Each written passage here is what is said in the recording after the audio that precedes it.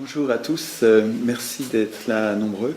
Je travaille depuis 6 ans sur deux sujets assez originaux, des sujets qu'on n'entend pas développer ou débattre dans les médias, alors que je les trouve centraux. J'y suis venu progressivement.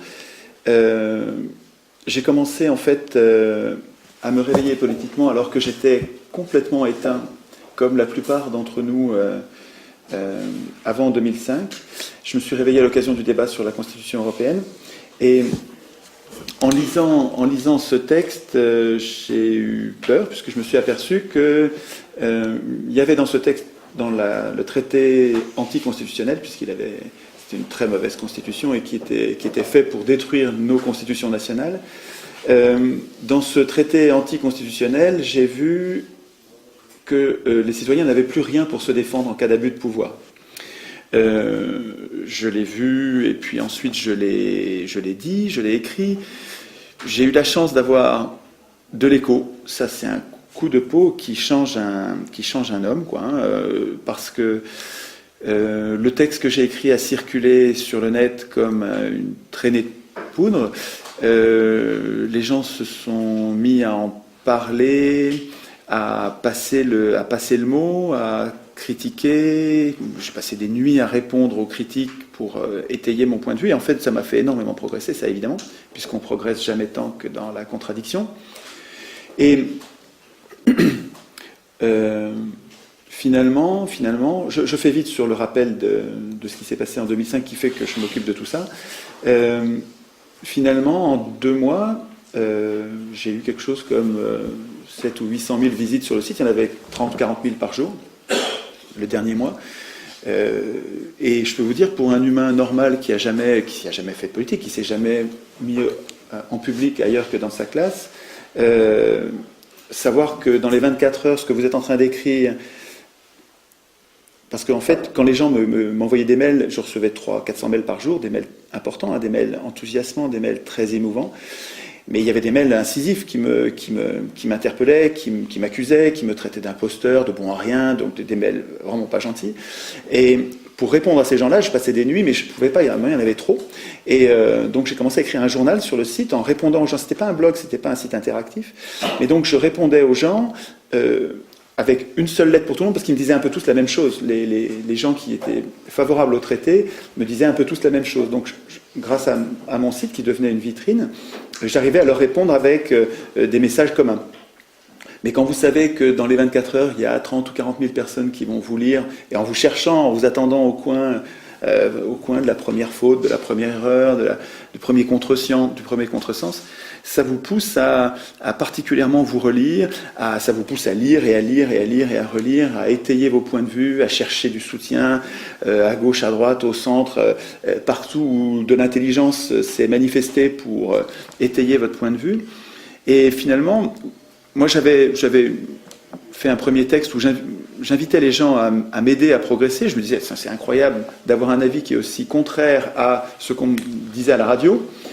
Et dans mon texte, je disais, mais aidez-moi, je dois me tromper, parce que moi qui suis rien du tout, me mettre en face de Giscard d'Estaing, Delors, toutes ces pointures qui avaient construit l'Union européenne, je me disais, il est possible que je me trompe quelque part, donc dites-moi si je me trompe, et puis je corrigerai là où j'ai commis des erreurs, mais enfin, dans l'état actuel de ma réflexion, voilà ce que j'en pense. Et ça a bien marché, les gens ont marché, ils m'ont aidé à progresser, et finalement le texte est devenu, je crois que le texte, il est encore aujourd'hui bien sûr sur le net, il s'appelle Une mauvaise constitution, et il est d'une actualité brûlante, puisque c'est toujours la même constitution qui nous régit, puisque vous savez que cette constitution à laquelle on a dit non, elle n'était pas à proprement parler nouvelle, elle était la compilation des traités déjà existants. Et finalement, c'était dit autrement, c'était une autre façon de dire ce qui était déjà dans les traités. Avec des changements, mais en gros, on avait les règles s'appliquaient. Puis vous savez que en 2008, les parlementaires nous ont imposé par voie parlementaire, par le Congrès, nous ont imposé ce qu'on avait expressément refusé par référendum. Ce qui, pour moi, s'apparente à un coup d'État, une félonie, une trahison absolue. Et bon, le fait est que puisque ce sont des parlementaires, ils ont la légalité pour eux, même si ce qu'ils font est profondément légitime. On est exactement dans ce que j'appelle un abus de pouvoir, Alors, précisément, c'est ça, et ça va faire la transition avec tout ce dont je vais vous parler aujourd'hui, c'est que le cœur de ma pensée, le cœur de mon travail, ce pourquoi je me donne du mal, c'est la recherche. Je cherche des solutions, puis des solutions efficaces, des trucs qui marchent contre les abus de pouvoir. Et les abus de pouvoir de la gauche, des abus de pouvoir de la droite, des abus de pouvoir du centre, des abus de pouvoir du peuple lui-même, des abus de pouvoir en général. Je cherche à organiser la cité, à organiser le monde commun de façon à ce que les abus de pouvoir ne soient plus possibles. Et en général, les abus de pouvoir, pas toujours, mais en général, viennent des riches. Pas seulement, hein, le peuple en furie, une assemblée dans laquelle populaire, hein, une assemblée dans laquelle l'ambiance monte et devient frénétique, peut elle aussi commettre les pires injustices et commettre des abus de pouvoir. Enfin, en gros, en général, quand même, les abus de pouvoir viennent des riches. On va en parler, on va voir à quelle occasion et par quel mécanisme. Et en cherchant donc à identifier les abus de pouvoir et à y résister, j'ai une méthode qui consiste en tout point à chercher la cause des causes. C'est-à-dire que tous les phénomènes sont multifactoriels, tous les phénomènes n'ont pas une cause mais plusieurs. Et j'observe que les gens avec qui je me bagarre politiquement, les gens de gauche, de droite, du centre, les gens avec qui je me bagarre, prennent chacun un aspect des abus de pouvoir, parce que c'est souvent ça qui nous révolte, mais chacun dans son coin. Un va se préoccuper de l'aspect écologique et va va concentrer son attention et son énergie sur tout ce qui concerne l'écologie. Et il va complètement laisser tomber le reste, quoi. Ça va lui prendre toute son énergie. Mais il ne va pas remonter à la cause qui fait que politiquement l'écologie va à volo et que finalement les acteurs qui seraient capables de respecter la Terre et les acteurs qui effectivement détruisent la planète sur le plan écologique, le fait que ces gens-là aient le pouvoir politique, le pouvoir économique et le pouvoir politique, lui paraissent indifférents. Alors que pour moi c'est central. C'est-à-dire que quand je remonte à l'origine de qu'est-ce qui rend possible la destruction, la dévastation de la planète sur le plan écologique, je retombe sur une cause politique et une cause économique. J'observe que ceux qui détruisent la planète à grande échelle sont les plus riches, et j'observe qu'ils ont le pouvoir politique par le biais d'élections. Alors c'est un exemple, je prends l'écologie, mais j'aurais pu prendre un autre sujet, les féministes ou les gens de gauche qui ont fait, sur la gauche, qui ont fait leur axe principal, c'est l'antiracisme, le féminisme, toutes sortes de sujets avec lesquels, évidemment, je peux être d'accord, mais ça ne me paraît pas être le problème principal. C'est-à-dire qu'il me semble que les différentes luttes sociales qui sont le point commun de tous les résistants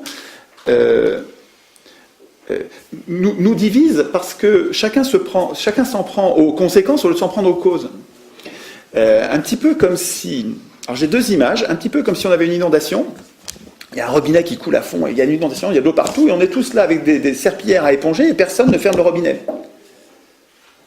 Ça, c'est une image. Il y en a une autre, c'est celle du fleuve de notre activité sociale, avec de la pollution partout sur les bords, mais c'est incroyable la pollution. Alors, il y a du chômage partout sur les bords, plein de mousse, de l'eau rose, du chômage. Alors il y a des gens qui se battent contre le chômage, qui réfléchissent au chômage, qui remontent pas à la source pour voir d'où vient le chômage. Enfin, en tout cas, qui remontent pas bien jusqu'à la source, je trouve. Et puis d'autres sur l'autre rive qui voient donc par exemple les dévastations écologiques et qui se préoccupent d'essayer de réparer du mieux qu'ils peuvent les dégradations écologiques, rendre les gens responsables, mais là encore sans revenir à la cause. Et il me semble, moi, je trouve que quand je reviens... Moi, j'essaie de remonter à la cause des causes à chaque fois, et je retombe toujours sur chacun des sujets, tous ces sujets m'intéressent, mais à chaque fois, quand je remonte à la cause des causes, je tombe sur des gens très riches, et qui ont le pouvoir, parce qu'ils ont réussi à acheter l'élection, ils ont acheté les élus, grâce à la campagne électorale. Pratiquement à tous les coups, vous avez des industriels et des banquiers, donc les plus riches, On va voir, quand on va parler de la monnaie, on va voir que historiquement, les banques, c'était des commerçants, et que finalement, c'est la même chose, c'est l'accumulation des richesses qui rend possible la perversion, la corruption politique. Donc, pratiquement tous mes travaux me ramènent à deux grands axes qui sont la création monétaire, qui crée la monnaie, et je vous propose d'en faire le premier sujet de conversation, où je vais vous en parler, je vais essayer de pas dire tout ce que j'ai envie de dire là-dessus, parce que j'y passerai une journée entière. Donc je vais essayer d'y aller un peu à la hache, et puis à l'occasion d'un débat ensuite, en discussion, on approfondira des points que j'aurais pas dû raccourcir autant et qui méritent d'être approfondis selon ce que vous souhaiterez faire. Et puis dans un deuxième temps, on parlera de l'aspect politique qui est, à mon avis, complètement indissociable, c'est-à-dire qu'on ne récupérera pas la création monétaire, on ne la reprendra pas aux banquiers sans le tirage au sort. Tant qu'on sera dans le régime de l'élection, c'est-à-dire tant qu'on fera de l'élection une vache sacrée, le suffrage universel une vache sacrée, je comprends que les MEDEF du monde et les multinationales du monde défendent l'élection, et ils le font.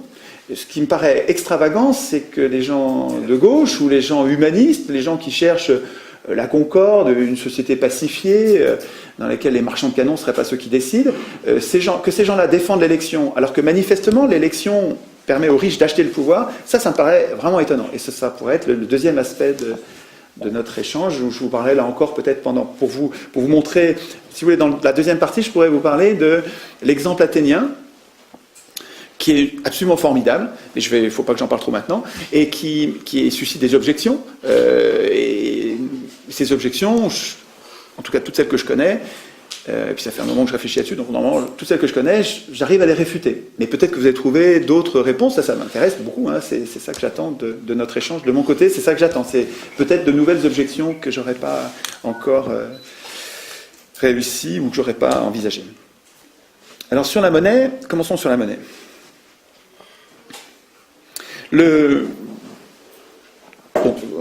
On a parlé de nos problèmes sociaux, notre société est particulièrement agitée, troublée, parcourue de haine et de difficultés qui sont souvent liées à une cause qui paraît première, qui est le chômage.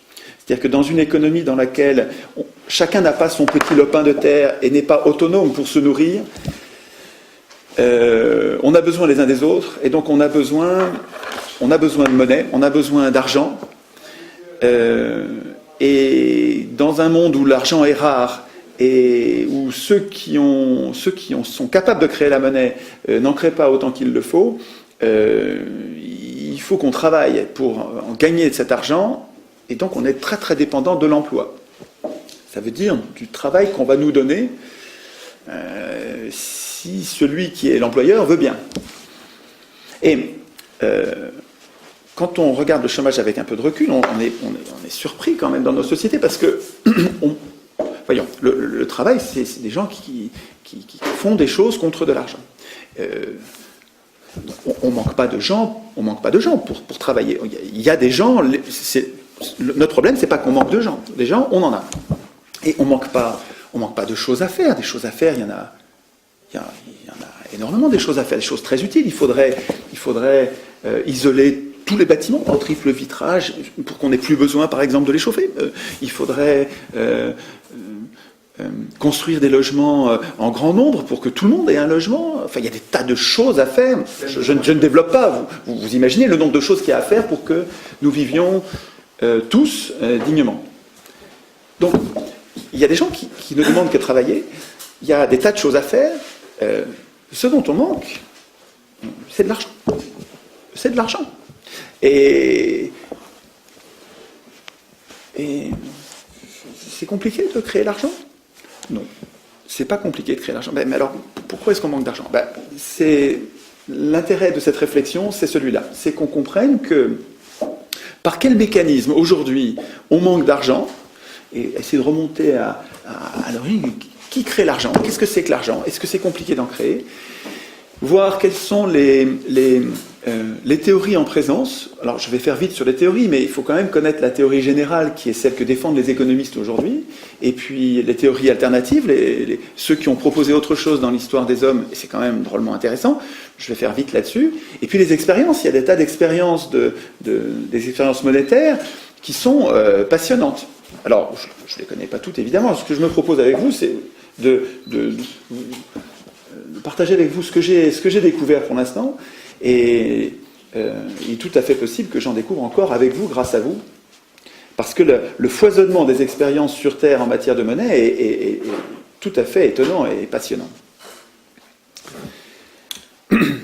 Alors,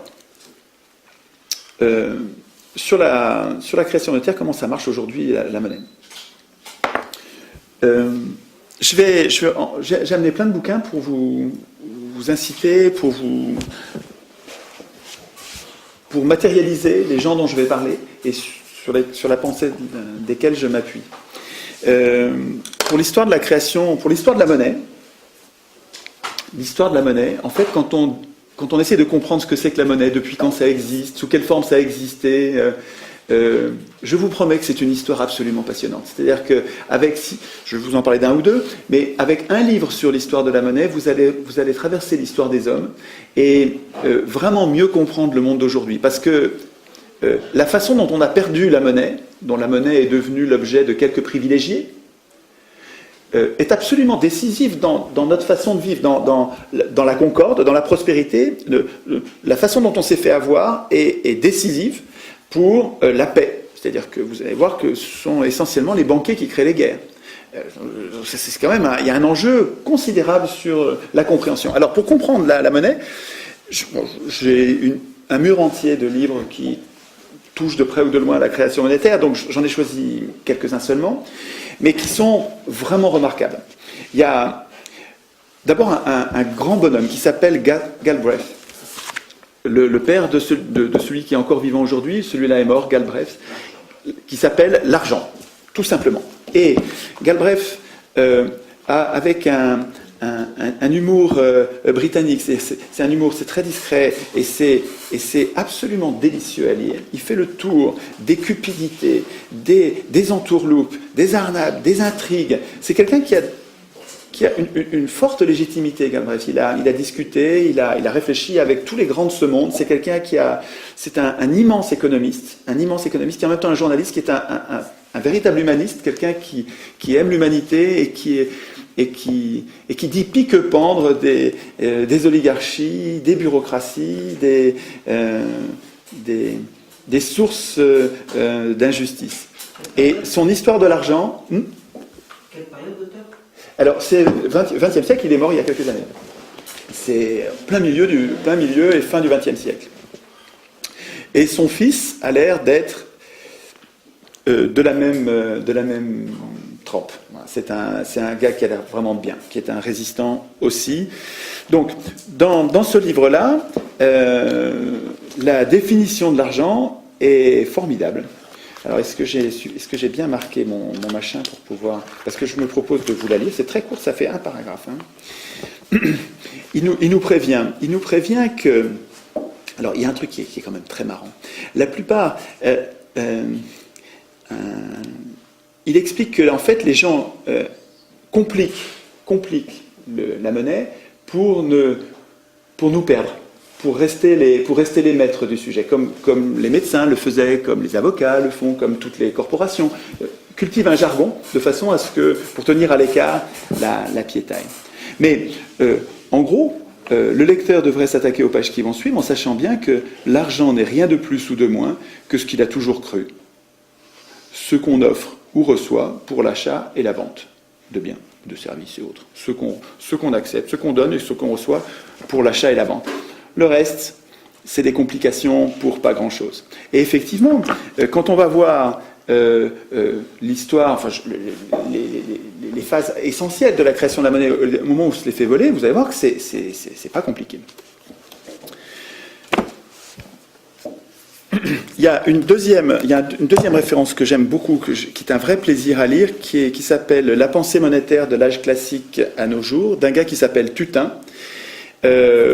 Tutin, T-U-T-I-N, qui en fait retrace, et ça va très vite en fait, parce que c'est vraiment des courts extraits très bien choisis qui vont de Locke à Hayek, donc qui est vraiment un très récent, en passant par Lowe, Cantillon, Hume, Thornton, Ricardo, Marx, Fischer, c'est des grands noms qui ont réfléchi sur la monnaie, et évidemment Keynes et Friedman. Mais c'est pas fastidieux, parce que c'est des petits passages, c'est le meilleur de ce qu'ils ont écrit, le meilleur de ce que les meilleurs ont écrit sur la monnaie. Donc c'est une façon, là aussi, et une façon polémique, parce que c'est des gens qui n'étaient pas d'accord entre eux, et qui s'empaillaient pour savoir ce que c'était que la monnaie. Donc ça, c'est, je crois, aussi un bon livre pour comprendre les enjeux.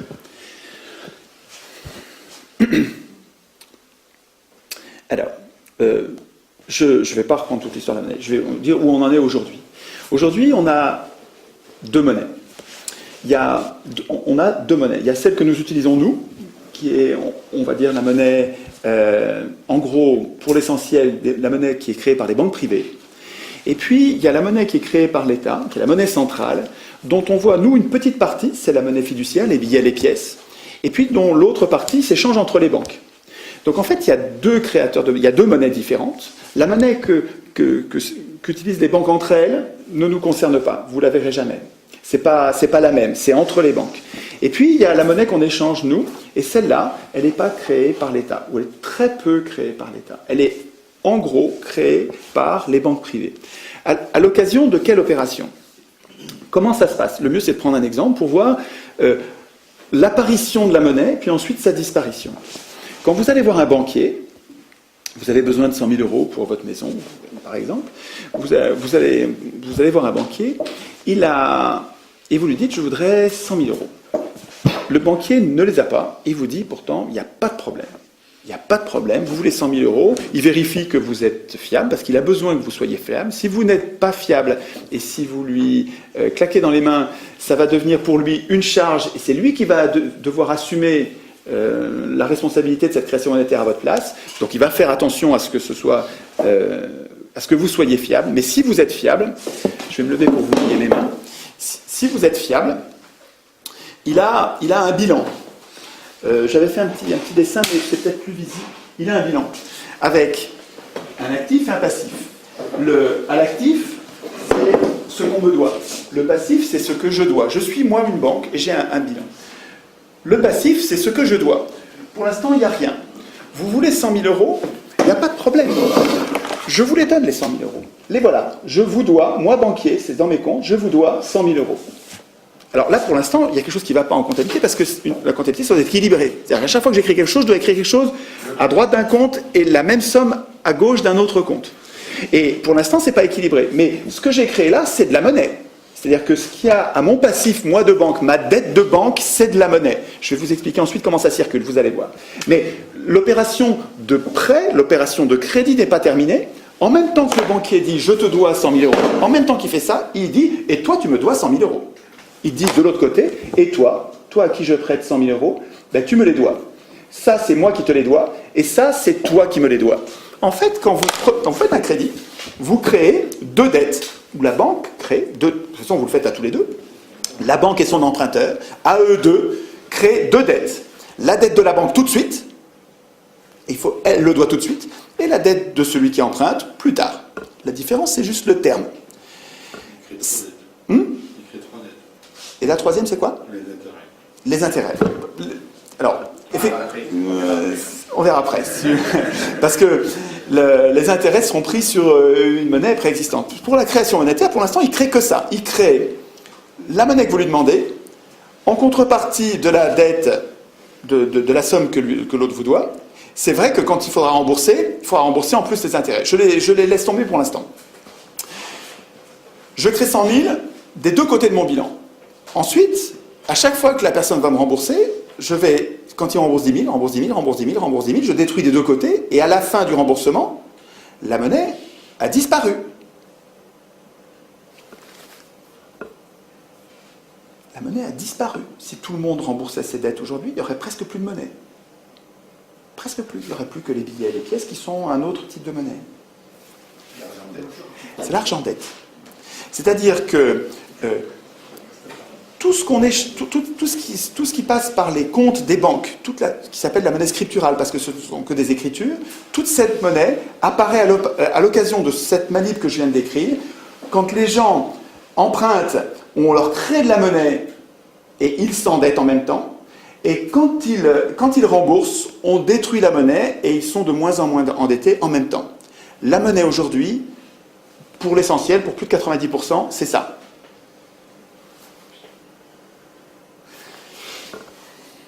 Mais, alors, qu'est-ce qui fait qu'il y en a...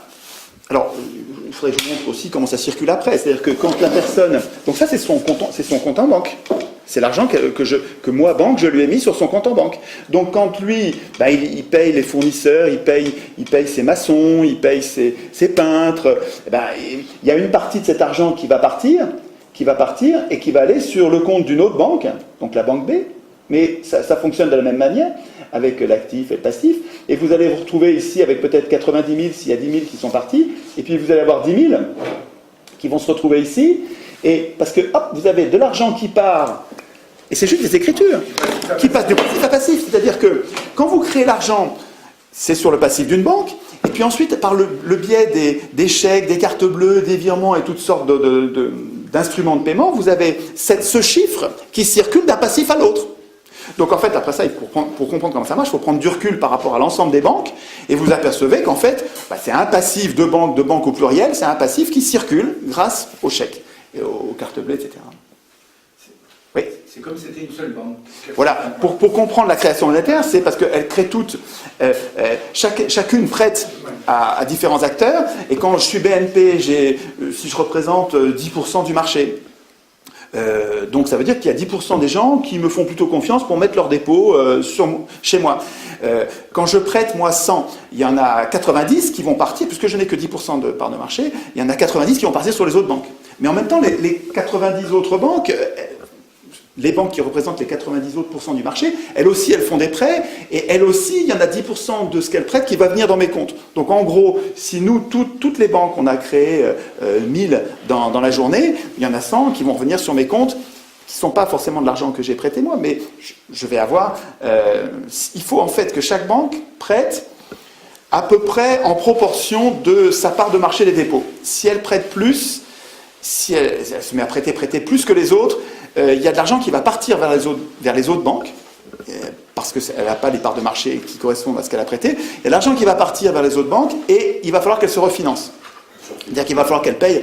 C'est pas la peine d'entrer trop dans le détail là-dedans. Enfin, un petit peu peut-être quand même. C'est important. On verra un petit peu quand on verra les réfutations aux objections. Parce qu'à mon avis, les banquiers prétendent que c'est une forte limitation à la création monétaire que les banques soient comme ça en concurrence. À mon avis, il y a une telle pression entre elles pour qu'elles progressent au même pas. C'est-à-dire qu'elles prêtent, si elles prêtent au même pas, à la compensation, il n'y a presque plus rien à compenser. La masse monétaire, finalement, c'est l'ensemble des sommes qui ont été ainsi créées à l'occasion des crédits et qui n'ont pas encore été remboursées. Un petit peu comme une baignoire qui serait remplie tous les jours avec un robinet qui est constitué des nouveaux prêts. Donc, tous les nouveaux prêts qui sont signés consistent à remplir la baignoire de la masse monétaire. Et tous les remboursements sont un peu comme la bonde au fond de la baignoire par laquelle l'eau s'en va régulièrement, à vitesse régulière, programmée, suivant le planning des échéanciers de remboursement des crédits. Donc, vous avez la masse monétaire qui est cette grande baignoire qui se remplit et se vide avec un critère qui n'a pas grand-chose à voir avec notre besoin en monnaie. En fait, on a besoin de monnaie pour pratiquer nos échanges. Un petit peu, alors l'image est ancienne, hein, elle a souvent été utilisée, elle est pas mal, un peu comme le sang dans un organisme qui permet d'échanger. Le sang, en circulant dans notre organisme, prend des particules, des éléments dans un coin, il les amène à un autre. Le sang nous sert à nous aussi à échanger. Quand on en a trop, ça va pas. Quand on en a pas assez, ça va pas non plus. C'est important qu'on ait une bonne quantité de sang.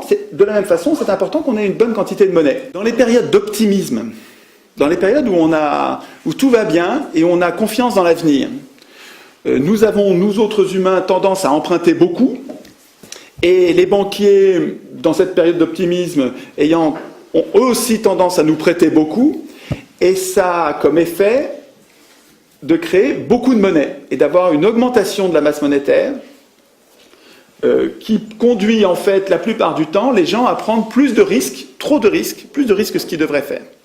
Je simplifie. Et à l'inverse, et c'est l'inverse qui me préoccupe, quand il y a des phénomènes de renversement de la psychologie des gens, où en fait on bascule de l'optimisme au pessimisme. Alors ça peut être une crise immobilière par exemple. Et alors vous avez un effet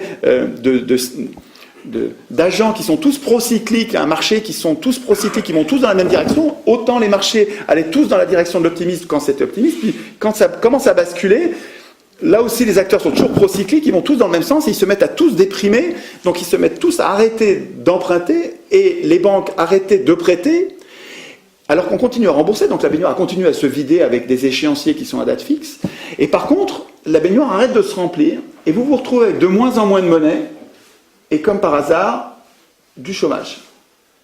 Alors, le lien entre le chômage et la monnaie, il est difficile à établir de façon mécanique et rigoureuse, mais il est défendu par des tas de théoriciens depuis longtemps.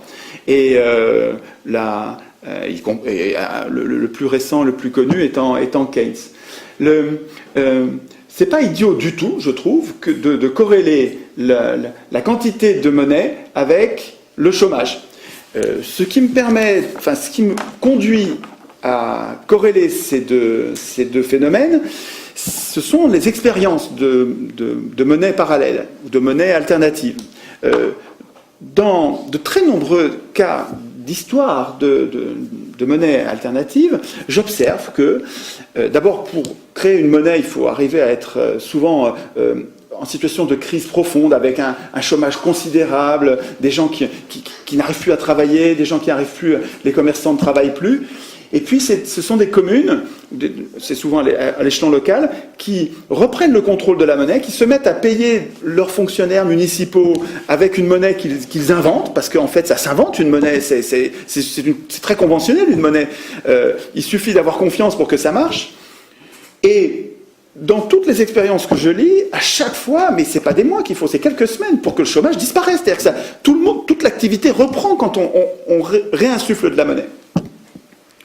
Je veux dire, le lien entre le fait qu'il n'y ait pas assez de monnaie qui met tout le monde au chômage, et le lien entre le fait de recréer de la monnaie en faisant attention à ne pas en créer trop, parce que tout le monde sait que si on en crée beaucoup trop, la valeur de la monnaie dégringole et ça redevient une autre catastrophe. Mais si on fait attention, si on arrive à faire attention à ne pas en créer trop, on a une solution au chômage à créer davantage de monnaie. Mais attention, vous créez la monnaie. Si vous allez la mettre si la monnaie que vous créez, comme on fait en ce moment là, on va mettre cette monnaie dans la poche des riches, des gens qui la dépensent pas, des gens qui l'accumulent et qui font des tas de plus en plus gros, quasiment comme une maladie, ça règle pas du tout notre problème de chômage. Il faudrait mettre l'argent dans la poche de ceux qui le dépensent. Ce que propose Jean-Marcel Jeanneney, qui était un ministre de Gaulle, dans un livre qui s'appelle « Écoute, la France qui gronde », que vous aurez du mal à trouver parce qu'il ne se trouve plus dans le commerce, il est épuisé, il faudra le trouver d'occasion, mais dont j'ai publié les meilleurs passages sur mon site. Ce gars-là commence par expliquer dans son bouquin qu'il sait que quand on crée trop de monnaie, ça crée une hyperinflation qui détruit la valeur de la monnaie et qui est une catastrophe pour tout le monde. Il le sait, il rappelle l'épisode des assignats pendant la Révolution, il rappelle le système de l'eau, il rappelle l'hyperinflation allemande des années 20.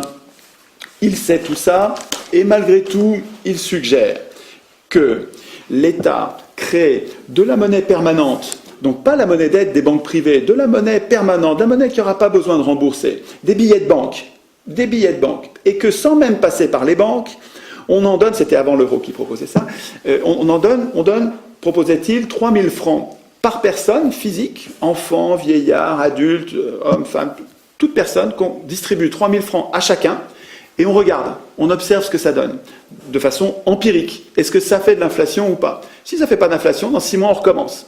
Et si ça fait de l'inflation, on arrête pendant un temps. Donc, il proposait que de façon empirique, on distribue, ce qui est très original dans cette proposition, c'est d'aller distribuer l'argent dans les poches de gens qui vont le dépenser. Oui, ça, Ça change tout. Là, pour l'instant, on crée des milliers de milliards et on les donne à des gens qui ne dépensent pas, qui éventuellement nous le prêtent, mais moyennant intérêt, un intérêt ruineux.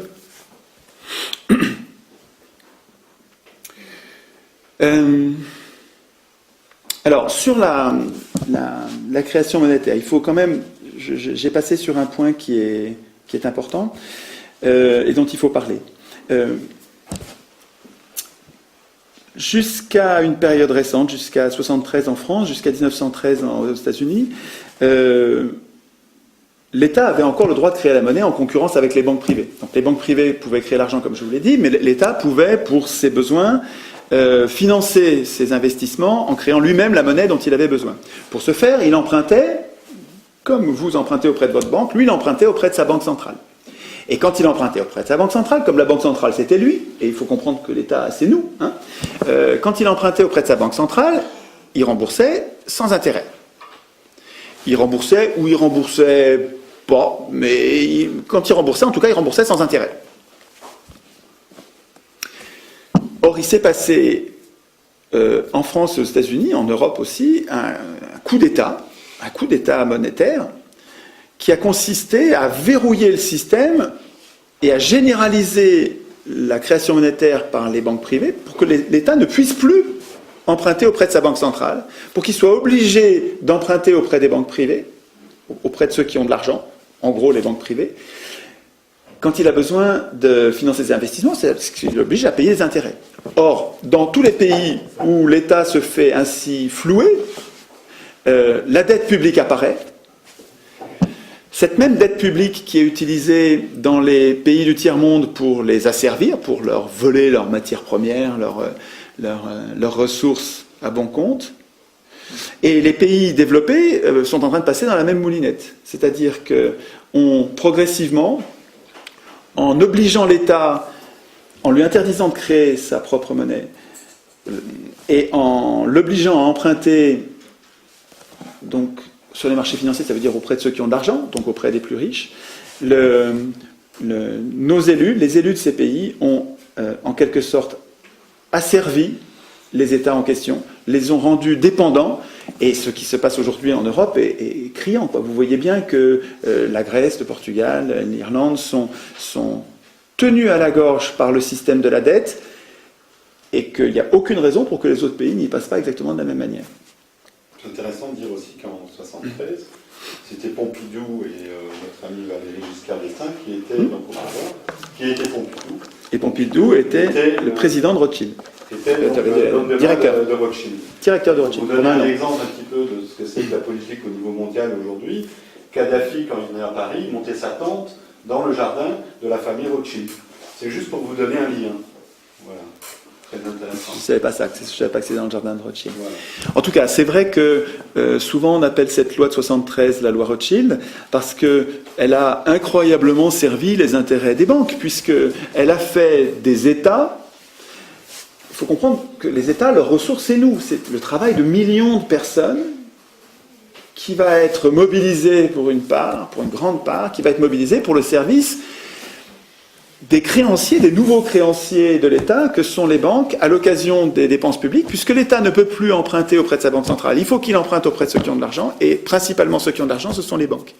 Donc, c'est radicalement contre l'intérêt général. Ce qui s'est passé en 1973, c'est, encore une fois, c'est un coup d'État. Et c'est ce qui s'est passé en 1913 aux États-Unis, avec le même mode opératoire et les mêmes banques d'ailleurs. C'était ce qui est. Alors, je pense que le livre le plus important de la période, c'est ce livre-là, Les secrets de la réserve fédérale. Je pense que s'il y a un livre à lire pour comprendre l'escroquerie monétaire du moment, c'est ce livre-là. Il existe depuis longtemps, mais il a été traduit en France depuis peu de temps. Il est depuis le septembre dernier.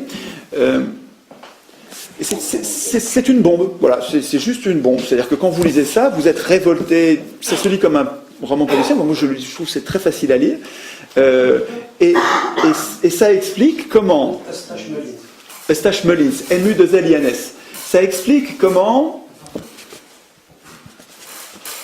une poignée de banquiers détestés de la population américaine.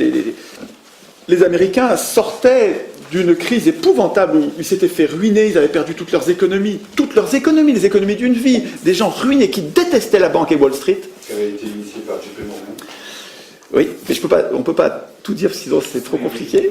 Mais comment une poignée de banquiers ont comploté au sens strict du terme, c'est-à-dire se sont cachés dans une île qui leur appartenait, se sont cachés avec un ami à eux parlementaire pour mettre au point un projet de banque centrale, mais de banque centrale privée qui ressemble à une banque publique, qui ressemble mais sans être une banque publique, qui s'appelle Réserve fédérale, mais qui est ni réserve ni fédérale précisément, qui s'appelle Réserve fédérale américaine et qui est ni réserve ni fédérale ni américaine. Et pour ensuite le proposer au Congrès. Alors, ils l'ont proposé au Congrès, ça n'a pas marché la première fois, puis ils sont revenus à la charge.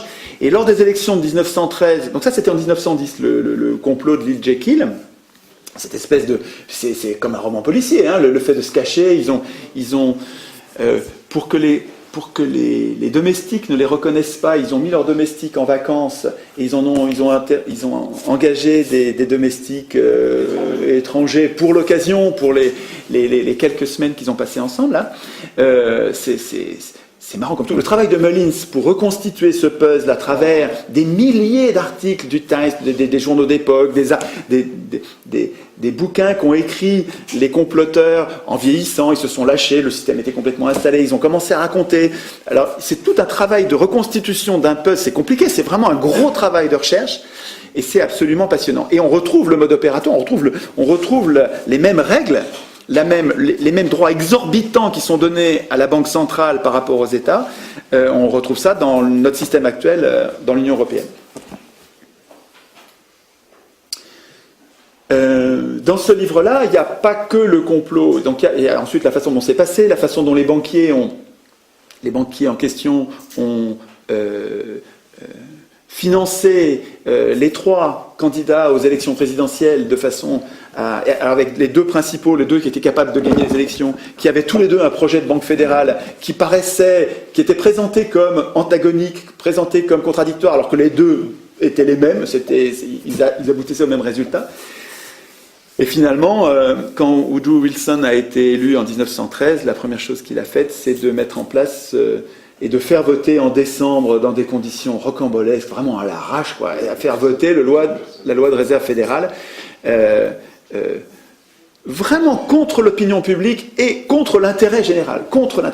Et depuis, il n'est pas exagéré, je trouve, de parler des Américains comme d'une colonie, comme d'un territoire occupé. Ces gens-là s'étant fait voler leur monnaie, se sont fait asservir par une bande de privilégiés qui ont un pouvoir au-delà de ce qu'on peut imaginer. Il faut se rendre compte que, en prenant le contrôle du dollar, ils ont pris le contrôle du monde.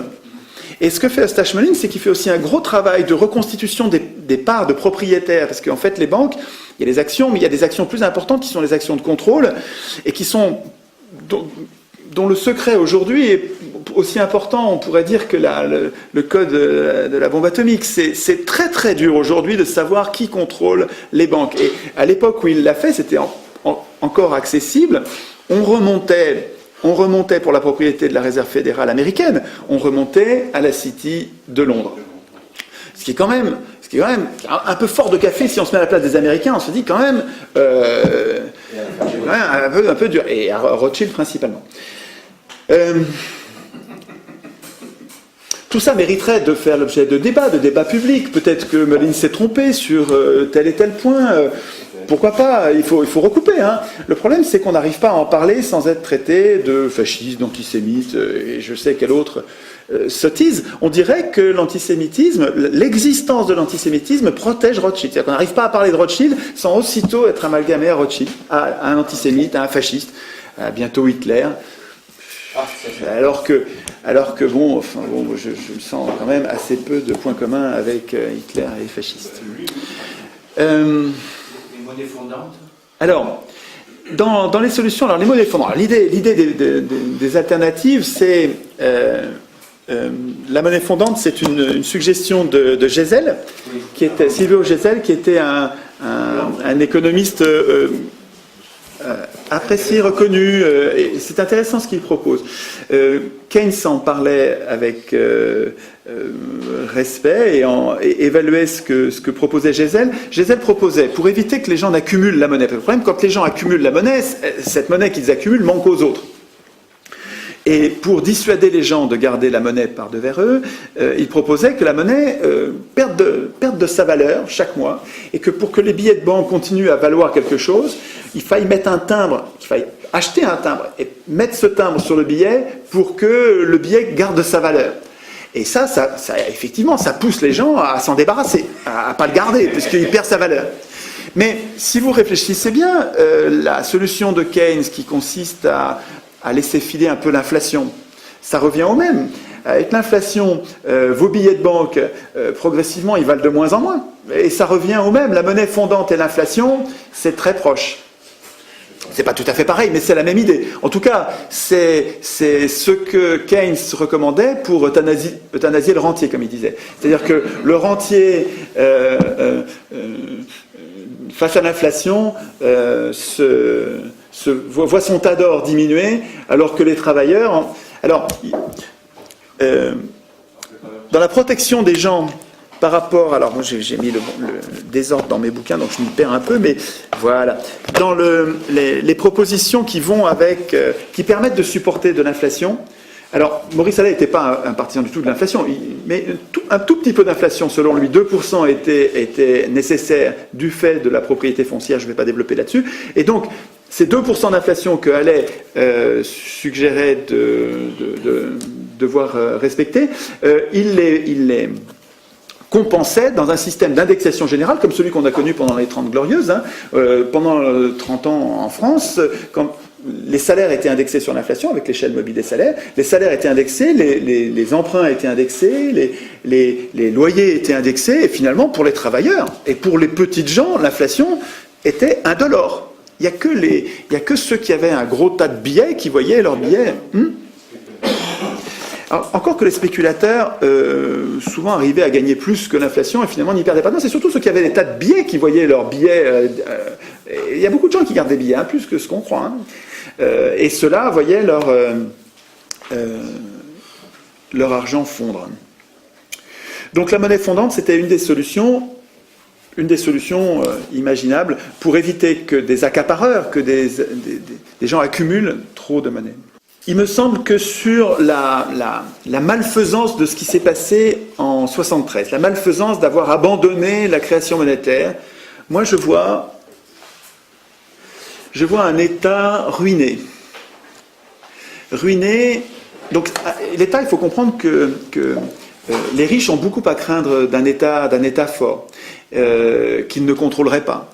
Et donc, dans leur stratégie, et on le voit partout dans le monde, ceux qui s'appellent libéraux s'attachent à détruire les États. Et pour les détruire, une des bonnes façons, c'est de le ruiner. Alors, le ruiner en le privant de ses ressources.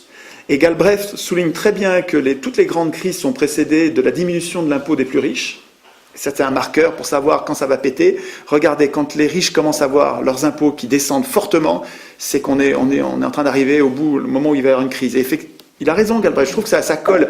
Là, vous voyez qu'en ce moment, très souvent, les riches ne payent pratiquement plus d'impôts du tout.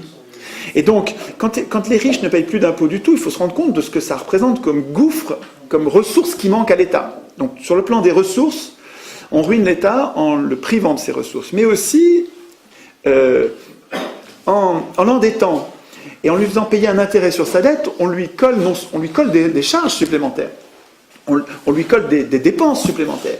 Il faut se rendre compte aujourd'hui que l'intérêt de la dette, juste pas le remboursement de la dette, juste l'intérêt nous coûte à la France, donc un des pays parmi les autres, ça nous coûte 45-50 milliards par an.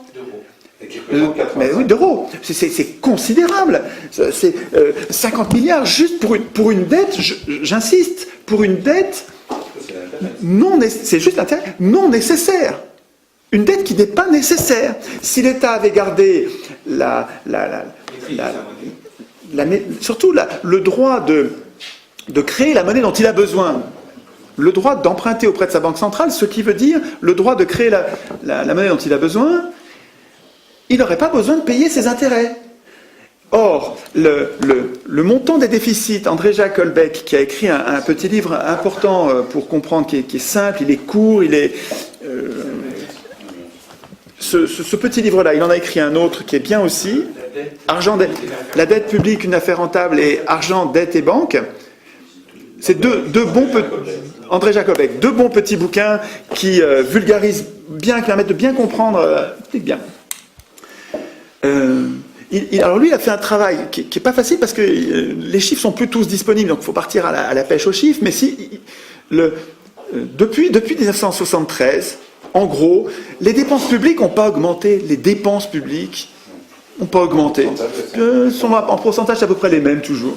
Et donc, alors, mais qu'est-ce qui fait qu'on est de plus en plus endetté? Vous regardez, c'est le service de la dette. C'est-à-dire que le montant du déficit au début, en 1973, la dette n'était pas importante et le service de la dette n'était pas important, mais le déficit n'était pas important. Et puis, année après année, le déficit, il correspond en gros à... Mais c'est quand même étonnamment proche, c'est l'ordre de grandeur. Le déficit de la France, de l'État France, correspond en gros, chaque année, au service de la dette. En diminuant les ressources de l'État, en augmentant ses charges. Et en prenant la décision, chaque année, il faut se rendre compte que les parlementaires, chaque année depuis 1973, ont pris la décision de ne pas équilibrer ce déficit croissant, ils auraient pu l'équilibrer en diminuant les dépenses ou en augmentant les impôts. Ils ne l'ont pas fait, ils ont laissé filer la dette.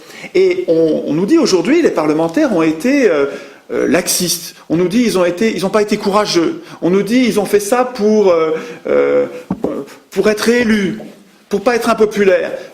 C'est possible, j'y crois pas. Je n'y crois pas. C'est possible. Je trouve que ça correspond tellement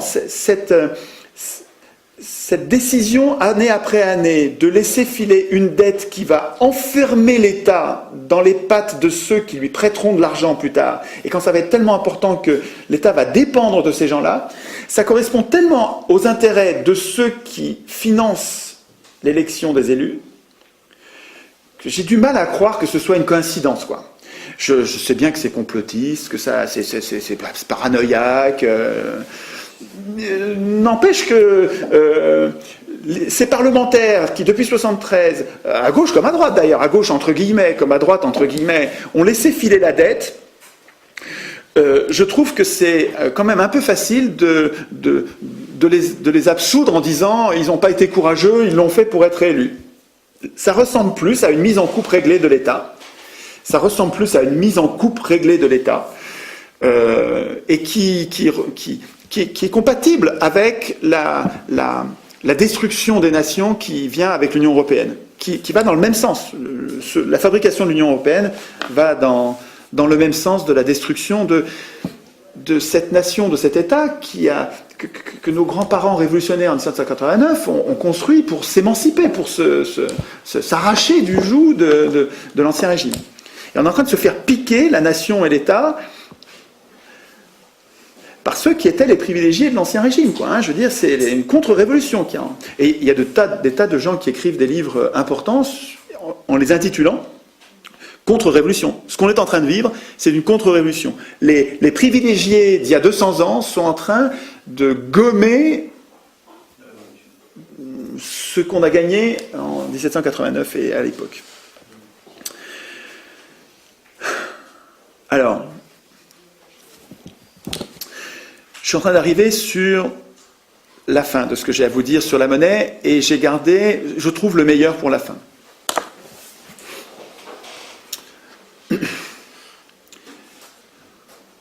À créer la monnaie, on cherche à financer l'économie. Savoir si l'État peut créer ou pas la monnaie, savoir combien de monnaie on a. Notre problème, c'est financer l'économie. Or, pendant des années, pendant des siècles, le financement de l'économie a été confié à la bourse. Les sociétés par actions et la bourse, avec un marché où ceux qui ont trop d'argent viennent sur le marché pour l'offrir, et ceux qui ont besoin d'argent pour créer leur entreprise viennent sur le marché pour l'emprunter. j'ai l'impression, moi, que les bourses, elles se justifient dans une ambiance d'argent rare, créée par des privilégiés qui font bien attention à ce que l'argent soit rare. Mais si on considère qu'il n'y a pas de raison que cet argent soit rare, si on considère qu'en tant que société, entre nous, on pourrait imaginer un système dans lequel l'argent, c'est nous qui reprendrions le contrôle. Et on en créerait, non pas trop, non pas, parce qu'on ne tient pas à revivre les expériences où en créant tellement, on a tout mis par terre, on a tué la poule aux œufs d'or, et finalement on s'est trouvé complètement ruiné, alors la situation était pire qu'avant. Non, mais sans en créer trop, on imagine qu'on pourrait en créer davantage qu'aujourd'hui, puis surtout l'orienter vers d'autres poches que ce que font les banquiers privés aujourd'hui. Mais si on reprend le contrôle de la création monétaire, en reprenant le contrôle public, on n'a plus besoin de la bourse. On n'a plus besoin de la bourse. On n'a même plus besoin de l'épargne. On n'a plus besoin de l'argent des riches. Alors, donc la récupération de la création monétaire par pas les politiciens, donc ce sera lié avec ce que je vous dirai tout à l'heure, mais par la puissance publique, par les citoyens, ça pourrait être des assemblées peut-être tirées au sort qui décideraient de combien on fait de monnaie, on en discutera parce que c'est peut-être trop technique pour des assemblées tirées au sort, on en parlera peut-être tout à l'heure. Mais en tout cas, la puissance publique, ça pourrait être nous, une incarnation de ce que nous sommes, qui déciderait de la monnaie dont on a besoin. Ça me paraît une piste, à la place des banques privées, ça paraît une piste de financement. Mais il y en a une autre dont je voudrais vous parler, qui est un travail formidable, vraiment un travail enthousiasmant. Révélé, moi, c'est Franck Lepage qui me l'a révélé. Franck Lepage, c'est un militant enthousiasmant. Je vous conseille de découvrir ce gars-là si vous ne le connaissez pas. Vous pouvez taper son nom sur Google, je pense que vous arriverez directement sur ses conférences gesticulées, c'est quelque chose d'important. Il dit des choses très très importantes, Franck. Je ne peux pas développer, à l'occasion de la monnaie, l'idée forte qu'il développe, parce que ça concerne l'éducation populaire, ça concerne la culture comme éducation politique des jeunes adultes pour éviter les guerres. La culture devrait, plutôt qu'être l'art, réduite à l'art, ce qui est une catastrophe, la culture devrait être l'éducation des jeunes adultes à des valeurs. Par exemple, les valeurs d'Orwell, vous savez, la common decency, c'est-à-dire une espèce de générosité, d'altruisme, qui peut être travaillé, qu'on peut enseigner, qu'on peut développer avec une éducation adaptée. Et donc, le travail de Franck sur l'éducation populaire et sur le sabordage de la culture pour la réduire à de l'art, c'est-à-dire à perdre l'aspect politique qu'est la culture, c'est un travail essentiel. Mais on en parlera peut-être tout à l'heure quand on parlera du tirage au sort, parce que le tirage au sort est lui aussi un outil d'éducation populaire, on en reparlera. Mais ce que Franck m'a fait découvrir, c'est le travail de Bernard Friot. Alors, je ne pourrais pas ici résumer, je ne pourrais pas reprendre le détail du travail de Friot. Je vous invite à aller voir les conférences de Friot. Chaque conférence fait 2 heures. Moi, j'en ai déjà vu 4 ou 5, je l'ai rencontré un petit peu, il faut que je le rencontre plus. Ce que fait cet homme est essentiel. Et proprement révolutionnaire. Avant de lire le livre, je vous conseille d'aller voir les vidéos, et vous pouvez voir plusieurs vidéos parce que il improvise quand il parle de ces vidéos, et donc c'est pas les mêmes. Il y a des choses nouvelles dans chaque vidéo, et en plus c'est riche. Il y a un vocabulaire à maîtriser qui est sur l'emploi, les salaires, les cotisations. Donc il donne un sens au mot travail, un sens au mot emploi qui est vraiment, vraiment très utile. Je vais vous résumer pour que vous compreniez, parce que comment ça s'articule avec ce que je vous ai dit jusque-là. Je cherche à financer l'économie sans avoir besoin d'épargne des riches. Je voudrais que nous, la multitude qui ne sommes pas riches, je voudrais que nous puissions avoir une activité économique normale, vivre une vie décente, vivre une vie digne, sans avoir besoin de l'argent des riches, sans avoir besoin du capital accumulé, sans avoir besoin du capitalisme, sans avoir besoin de l'argent accumulé, du capital accumulé par ceux qui ont de l'argent, les porteurs d'argent.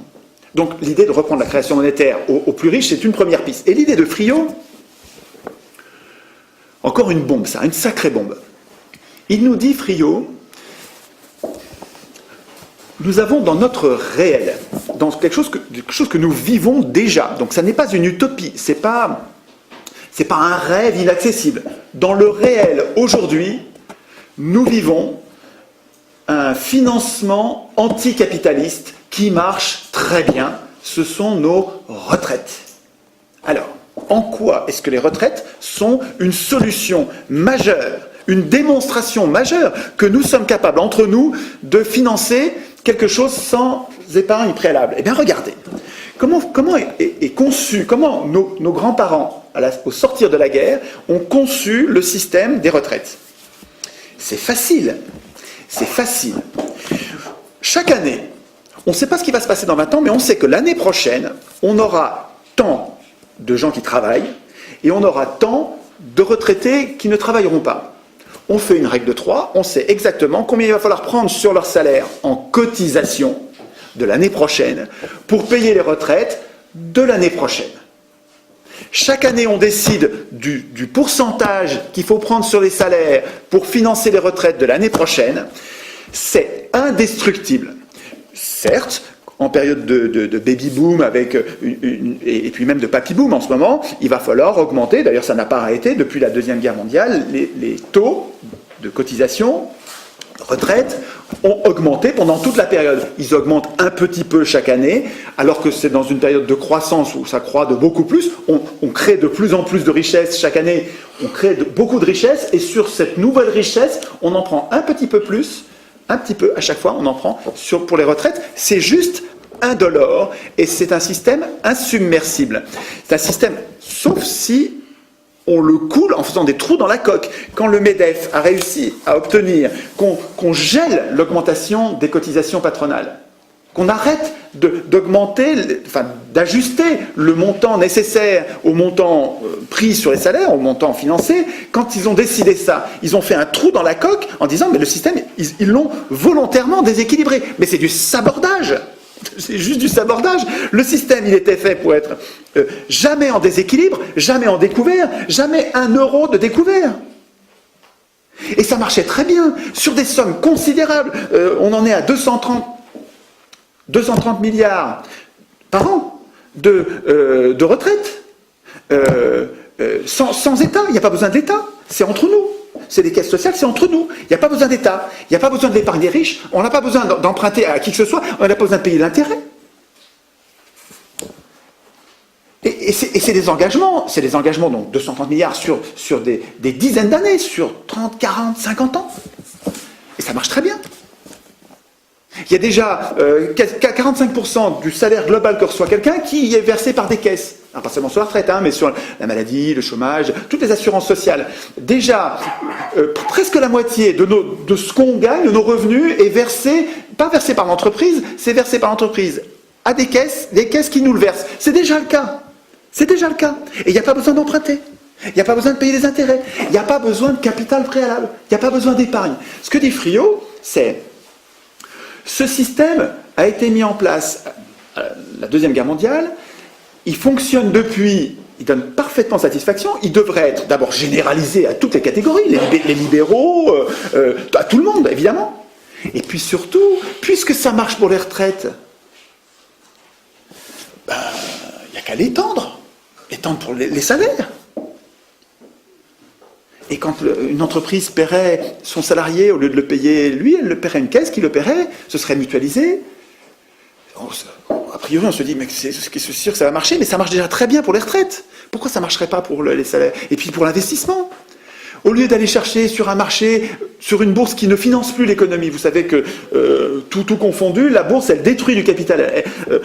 Chaque année, vous faites le solde de ce que la bourse prend à l'économie et ce que la bourse donne aux entreprises, elle détruit du capital. Ça ne sert à rien, la bourse ne finance plus l'économie.